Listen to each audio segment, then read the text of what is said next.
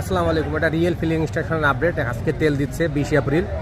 তো চিন্তা করছিলাম তেলের দাম পরিবর্তন হওয়ার কারণে, বাড়তি হওয়ার কারণেও হয়তো পাম্পের দৃশ্য পরিবর্তন হবে, কিন্তু তেলের দাম বাড়তি হওয়ার কারণে পাম্পের দৃশ্য সেই আগের মতোই আছে এবং আগের চেয়েও কঠিন হয়ে গেছে। সেটা হলো যে দেখেন ঘিরে ফেলছে একেবারে পাম্প।